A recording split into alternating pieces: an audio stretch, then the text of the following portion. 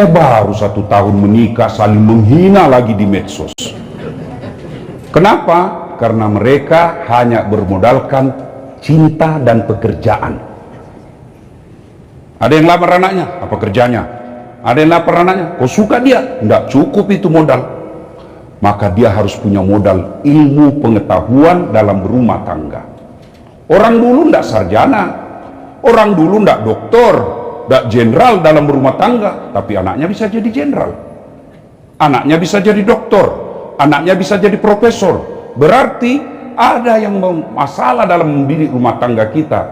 Tidak cukup hanya ekonomi, yang paling penting adalah pengetahuan. Tidak cukup pengetahuan tentang berumah tangga, tapi yang paling penting adalah ilmu agama. Kalau rumah tangga tanpa agama, bisa jadi rumahnya mewah, bisa jadi harta berlimpah, tapi tidak ada sakinah. Apa itu sakinah? Ketentraman jiwa. Maka pada kesempatan ini izinkan saya menyampaikan beberapa poin-poin bekal untuk Adinda Akbar dan Safa. Mudah-mudahan rumah tangganya nanti kelak sakinah, mawaddah, warahmah. Amin. Yang pertama, kemarin di Sulawesi Selatan heboh. Kenapa? Ada beberapa pengantin batal. Kenapa? Banjir. Sudah siap pengantin, sudah siap uang panai, sudah siap kedua belah pihak, datang banjir mengacaukan. Tidak jadi menikah, reschedule. Dan sampai sekarang katanya belum dipastikan. Kenapa? Banjir belum surut. Kata pejabat, bukan banjir, itu genangan air. Nah, terserahlah kau apa kau bilang. Nah, Adinda Akbar dan Safa, alhamdulillah, kamu alhamdulillah belum menikah saja sudah seperti ini bahagianya. Baru lamaran. Tanya itu bapak ibumu, apa begini waktu lamaran? Pak Jenderal begini waktu lamaran? Enggak. Pak Haji begini waktu lamaran? Enggak. Bayangkan deh, maka bersyukur, alhamdulillah baru lamaran sudah bahagia begini. Masya Allah. Coba lihat, apalagi ada orang, Masya Allah, belum sudah menikah, sudah ada anaknya, tidak punya rumah. Saya yakin Akbar dan Safa sudah siap rumahnya. Maka kita bersyukur, alhamdulillahi rabbil alamin. Tapi apakah kemewahan seperti ini jaminan kebahagiaan? Tidak, kalau tidak ada iman. Tidak. Dalam rumah tangga kalau tidak ada iman, percaya tidak akan kutemukan yang namanya sakinah. Kadangkala kita selalu merasa rezeki itu, nikmat itu hanya duit. Ibu-ibu yang cantik-cantik ini, saya mau tanya ibu, ibu saya kasih iPhone 16 1 tera, mau enggak? Gratis ibu. Mau? Betul? Betul. Tapi saya kasih, begitu saya kasih ibu langsung tuli. Mana yang mau tadi? Mana yang mau? Apa?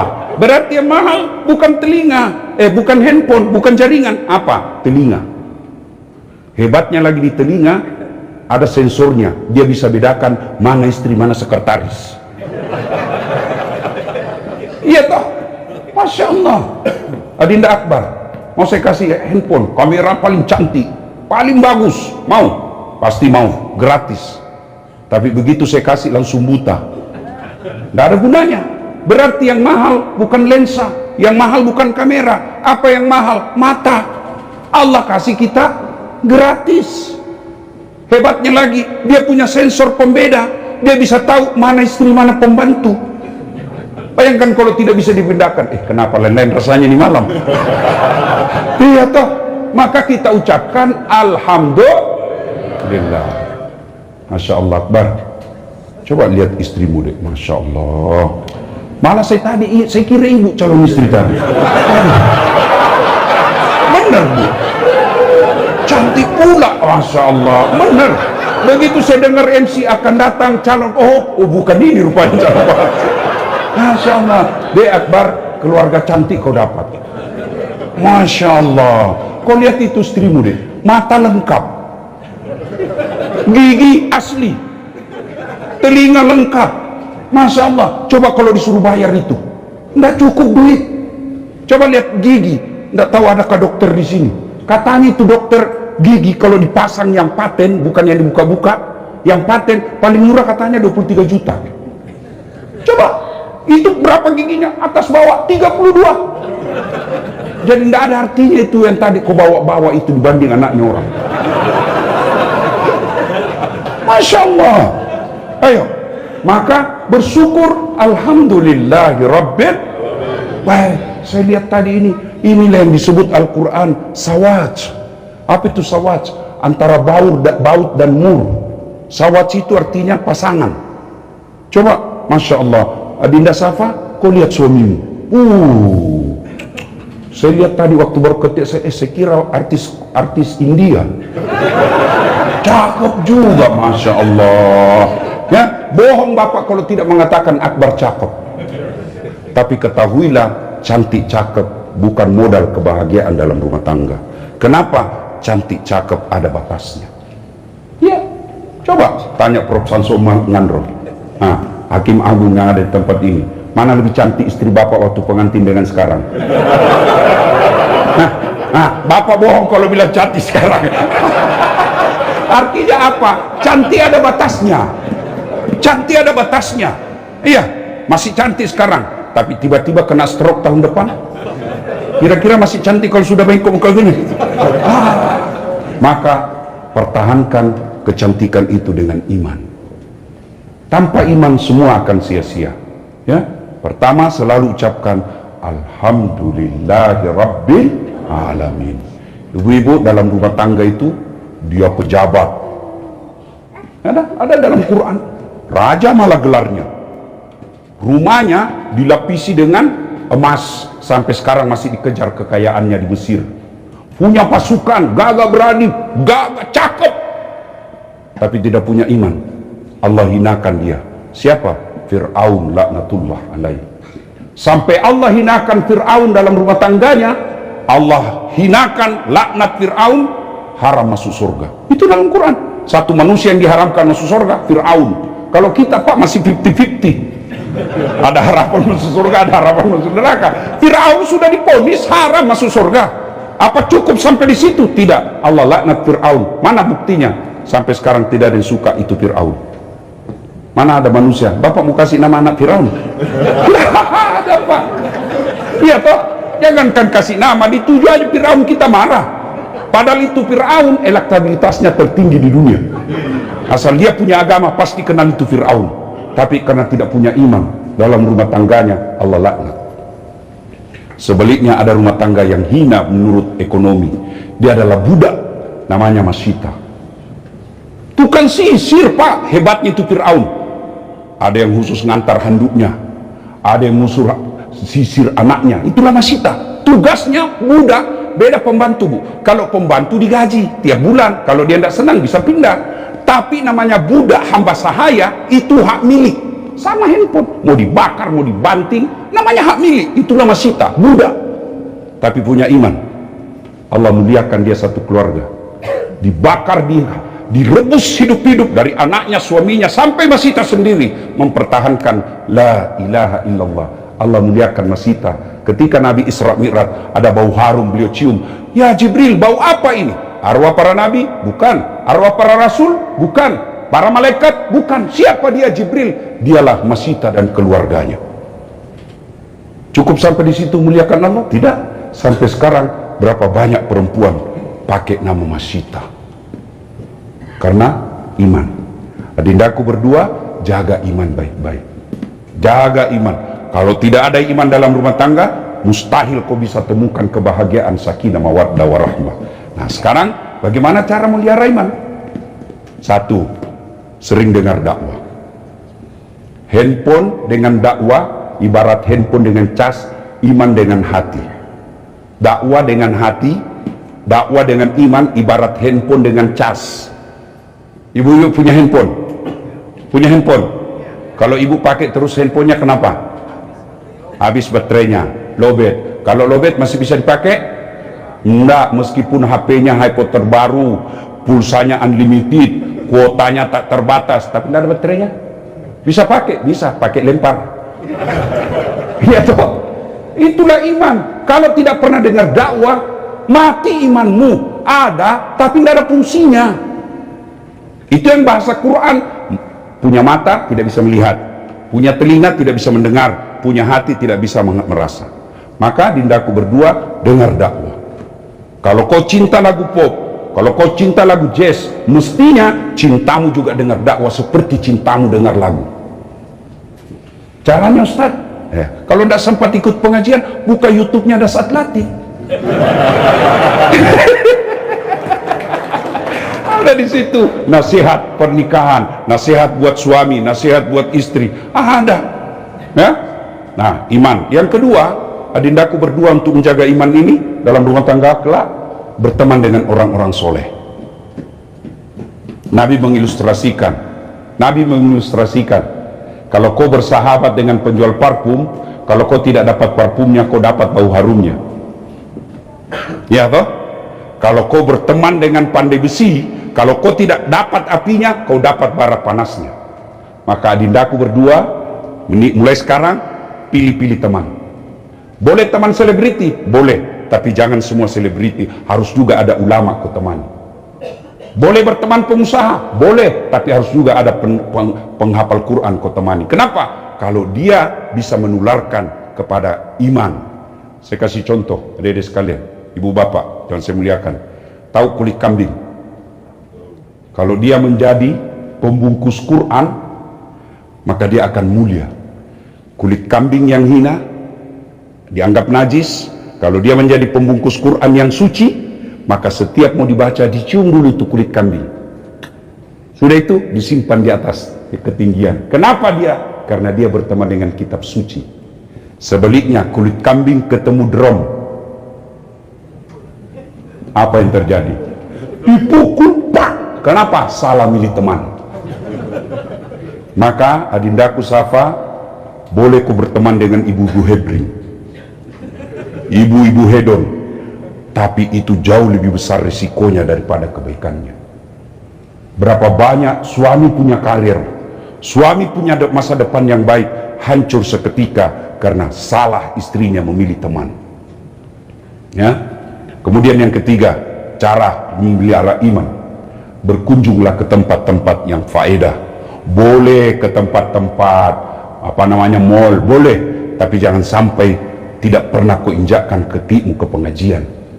Boleh ke tempat-tempat itu olahraga, silakan, tapi jangan sampai kau lupa tempat-tempat taklim. Boleh ke tempat klinik-klinik kecantikan, apa sih istilahnya itu, yang biar potong kuku dibayar juga.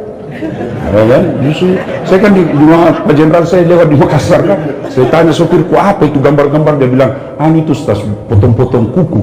Saya bilang dibayar, dia bilang itu Ustaz satu kuku 25.000 satu jari, 10 deh 250.000. Boleh, tapi jangan sampai kau lupakan tempat-tempat yang mengisi imanmu. Itu Bapak saudara-saudara sekalian, ya. Nasihat ketiga buat kalian berdua, namanya ini akbar luar biasa, nur, cahaya. Akbar besar, salah satu asmaul husna yang tidak mungkin sah sholatmu kalau kau tidak sebut Allahu Akbar setiap sholat. Kemudian kata yang ketiga, karim. Karim itu nama Tuhan, nama Allah, salah satu dari 99 nama Allah, yang artinya yang maha mulia, yang juga bisa diartikan yang maha pemurah. Maka dindaku akbar, cukup kau pegang saja ini nama muliamu, insya Allah semua orang akan terpesona kepadamu. Nah, bapakmu tadi dek luar biasa amanahnya, jangan kau permalukan keluarga. Kamu boleh hina, tapi jangan kau hina satu keluarga. Maka setiap ada yang kamu lakukan kepada istrimu, ingat pesan bapakmu, jangan mempermalukan orang tua, jangan mempermalukan leluhur. Saya balik ke belakang tadi, ternyata banyak orang Bugis. Ternyata Pak Jenderal ini leluhur orang Bugis. Saya baru tahu Pak Jenderal. Maaf Pak Jenderal. Masya Allah. Adinda Safa, saya pengetahuan dasar saja, laki-laki Bugis itu memang kadang-kala tidak romantis. Ya betul. Boleh. Saya termasuk saya. Saya ini original Bugis, susah sekali saya panggil istri saya, sayangku, kayak keluh saya punya mulut. Tapi ingat, lelaki Bugis bukan romantis dari mulutnya, tapi dari perlakuannya.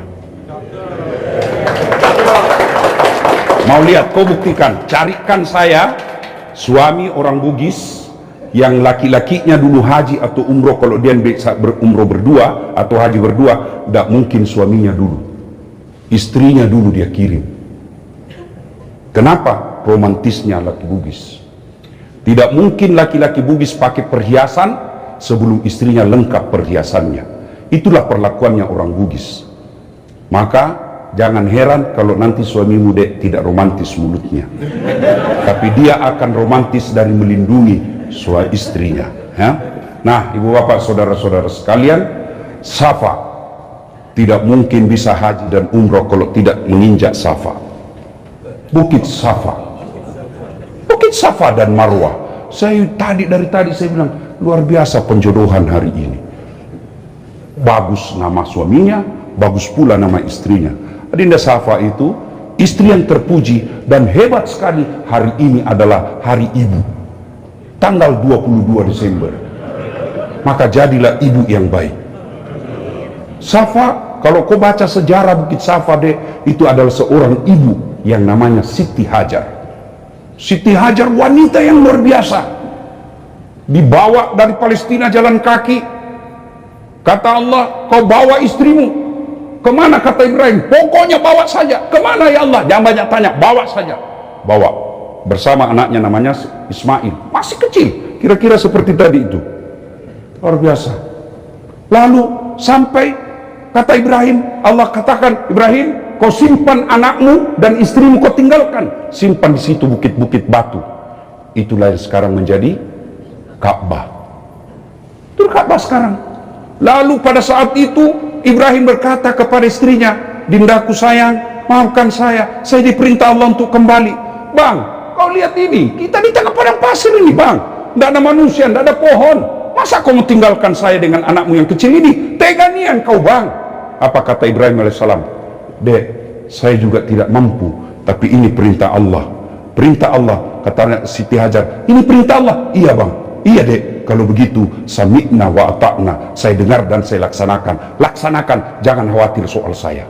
Ini istri yang hebat, tidak banyak tanya kalau sudah bilang perintah Allah. Karena ibu-ibu kalau sudah bertanya juga susah menjawabnya. Oh, apalagi kalau kita pernah salah satu kali, Pak, diingat terus Pak sampai mati. Saya bilang sama istri saya, memang ini perempuan ahli sejarah. Aduh, kesalahan kita yang 5 tahun dia ungkap lagi. Sudah dijelaskan, dia bilang itu dulu. Saya bilang kan sudah selesai 5 tahun dia. Pokoknya, kalau dia sudah bilang pokoknya, lebih kita diam Pak. Maka Akbar, pengetahuan dasar, perempuan itu Allah fitrahkan ahli sejarah. Maka tolong jangan kau bikin sejarah. Kalau kau bikin sejarah, dikejar kau sampai hari kiamat, ya. Nah, apa Siti Hajar katakan? Ibrahim, maafkan saya dek, saya tinggalkan kau. Tega dia engkau. Ini perintah Allah sayangku. Apa kata Siti Hajar? Pergilah bang, tidak usah kau cemas soal saya. Kalau ini perintah Allah, laksanakan. Pergi Ibrahim. Apa Siti Hajar pasrah? Tidak. Anaknya menangis, haus. Apa Siti Hajar pasrah? Tidak. Dia berikhtiar. Dia berlari-lari kecil, melihat seperti fata morgana. Kehausan anaknya, dia lari-lari lagi, tidak ada. Dia kejar-kejar lagi depan, bukan air rupanya. Lari-lari lagi, tidak ada. Itulah sa'i sekarang Safa dan Marwah.